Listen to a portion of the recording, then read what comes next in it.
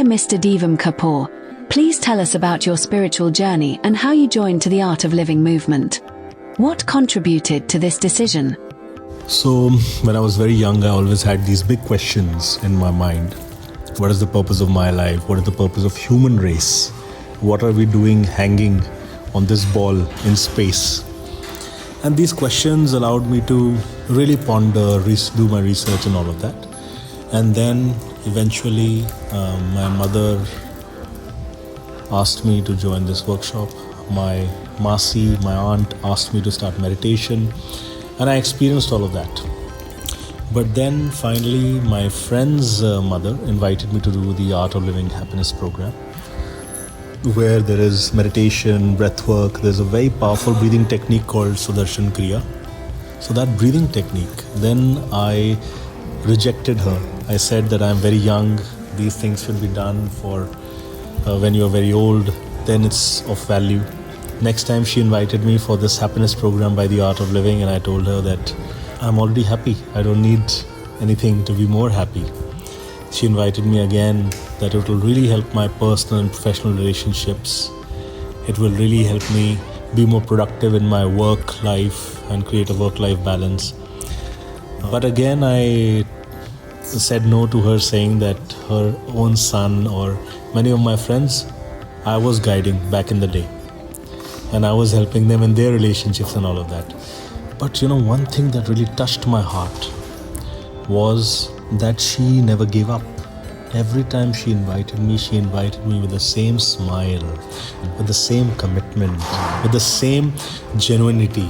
And that really touched my heart. Otherwise, we face a small rejection once, twice or thrice. We get very disheartened. Yes or no? Yes. Mr. Kapoor, do your spiritual beliefs and your spiritual practice help you in your business career, and in what way? Yes, I think my spiritual beliefs and my practice helps me in business exponentially. My mind is very calm. I feel so connected to the entire universe. Every place I go to, I feel I'm still at home. Every person I meet, I feel they're part of me, they're part of my family. I know them from before. So I feel very natural in any and every setting. I don't feel that somebody is from different culture, or I'm meeting another businessman from another industry, so they're different from me. So it allows me to build strong relationships with them, very strong relationships, and which are very important for future growth. And at the same time, my intuition has become so powerful. Even if I don't have the correct data or incomplete data, I get to take the right decisions. The right thought at the right time comes, and I am able to be more productive, more practical, more industrious, and more growing in my business endeavors. Do you cooperate with the Forbes India real estate brand? Tell us, what projects have you managed to implement within the framework of this cooperation? Yes, so Forbes Global Properties wanted to start the Indian counterpart, wanted to come in India, and they were searching for over 4 years some good project and a good team to associate with, a good developer to associate with. And I was very lucky to be in that position, that I could connect with them, meet with them, we could form a nice relationship, and we could partner. And the first project we are bringing is Forbes Global Properties Fab Lux Residences by DMA Infra in Noida Sector 4, Uttar Pradesh. It is part of the Delhi NCR capital region, and it is a 13-acre land parcel with 11 towers, 30 plus stories, 3,000 square foot average size, and at the same time the entire project is worth 5,000 crores. So that is the first association, and we are also planning many more projects across India, and we will also be partnering with many different real estate consultants and developers to take this brand association forward. Your spiritual guru Dev Sri Ravi Shankar is also your patron in business. This is a unique example of mystical achievement, the balance between spiritual and material. Tell me, what is the main character trait of your spiritual master that amazes you the most, and why? So my Gurudev Sri Ravi Shankar ji is my mentor and my coach. So he guides me in all my ventures, whether it be personal, professional, social, yes? And he's not a partner per se, but internally I believe that for example, we have deep reverence for our parents, right?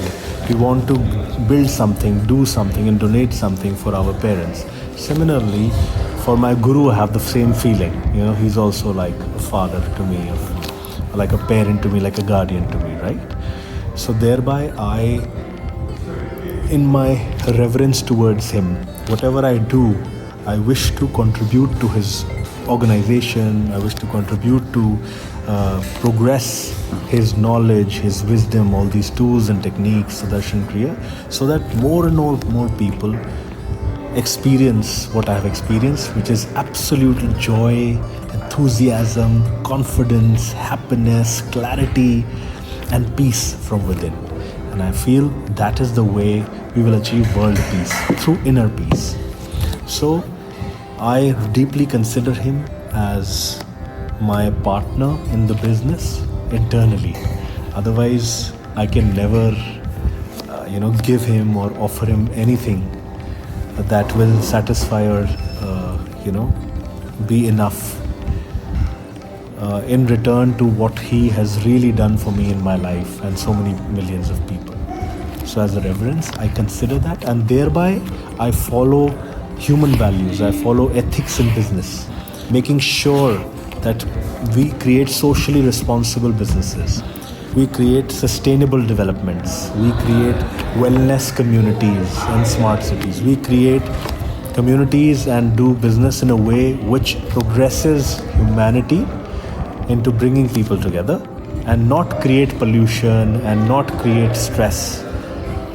So that is how I feel I completely owe my success to him. And also, I feel that thinking of him as my partner, I'm growing much more and much faster than any one of my peers or anyone else that I know of. Dear Divam Kapoor, as far as I know, on February 18th, 2026, you were invited as an honorary guest to the opening of the International Bollywood House in Mumbai, which was organized by BRICS Culture Media Forum, and you delivered a wonderful speech supporting on the project of the Bollywood House the production of the Grand Opera Mahabharata. Please tell us what are the main life lessons we can learn from the ancient epic Mahabharata. Who is your favorite hero or heroine of the epic Mahabharata for you personally?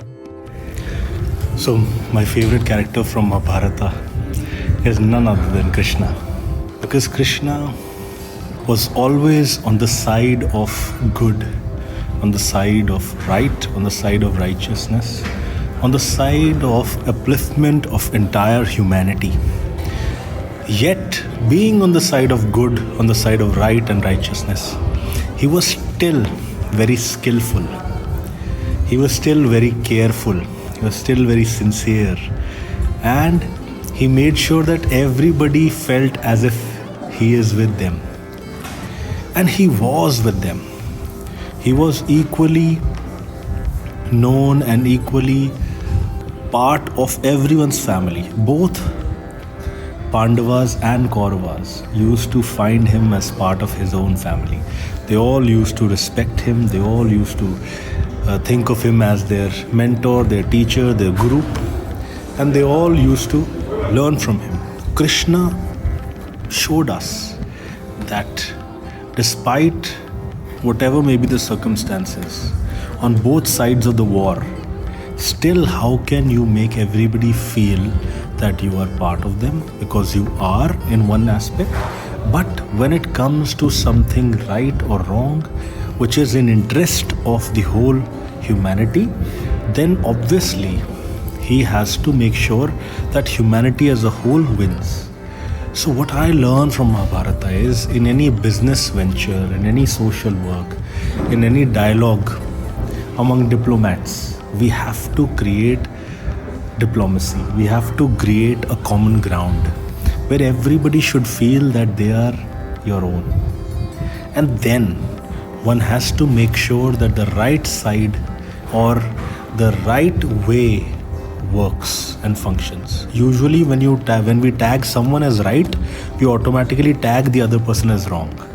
So you don't have to tag the people as right or wrong. You have to see the intention.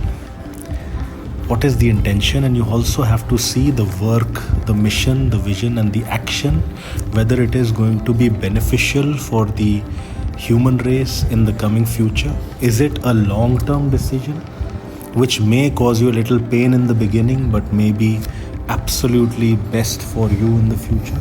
Or is it a short-term decision where you just want to do something that will give you temporary current pleasure and then long-term it may cause you harm? So Krishna always felt that every person is his own, but when it comes to the good intentions, he will always side by long-term good intentions and decisions which will benefit all parties involved. And if you look at Duryodhana or the Kauravas as well, in a way he also helped them, because if by some misunderstanding or some situation they had a negative vision or they had a negative intention, so he through his actions corrected them there and then, so that they in their soul's journey do not carry it forward. So I feel Krishna is a thorough businessman. He is the biggest diplomat on the planet. At the same time, he also shows by in your endeavors of business, in your endeavors of world politics, in your endeavors of great social work, you do not forget your family. So he was still very loving and caring towards his mother, loving and caring towards his peers. He was still very helpful towards all his family and friends. He was childlike as well. He played every role 100%. Wherever he felt he had to play the role of a child, he played that perfectly. Where he had to play the role of a leader, he played that perfectly. He had to play the role of a friend, he played that perfectly. And he had to play the role of a war strategist, he played that also perfectly. So he showed us that we have to be 100% in whatever role we do, irrespective of your position, your age, your circumstance or your situation. And our last question, Mr. Kapoor, please let me know what your personal think about the development of relations between India and Russia. What is the potential for cooperation between our two countries? What attracts you to Russia? And how would you comment on the relations between the two leaders of our countries? I think I am very honored to speak on this topic, because India and Russia are like very good brothers. They are true friends, they are true brothers, they are true allies. They show exceptional cooperation, coordination, mutual respect in every sense of the way. And even if you look deeper, our cultures are also very similar. So somewhere, whether you talk about the trade between our countries, that has been beneficial to both parties. Whether you talk about any humanitarian work, it has always been supported by both allies. Whether you talk about world endeavors, they have always stood by each other. So I think Russia and India are not two countries. They are one country in true sense when it comes to the matters of heart, head and cooperation. And their friendship and cooperation exemplifies, in some sense, shows the message of one world family to the whole world. And in ancient times also, they have been with each other through thick and thin. And the present times also, they are always standing with each other. And the future times to come, I'm sure our friendship, our cooperation, our alliance will be the best and will grow exponentially in every field, in every industry. And this is how we will achieve a bigger, better, brighter and more peaceful and prosperous future. Thank you so much. Looking forward to see you soon in Russia, in Moscow. It would be my honor, pleasure and privilege. Also, I would like to thank my parents and my Guru, Gurudev Shri Ravi Shankar ji, for making me what I am today.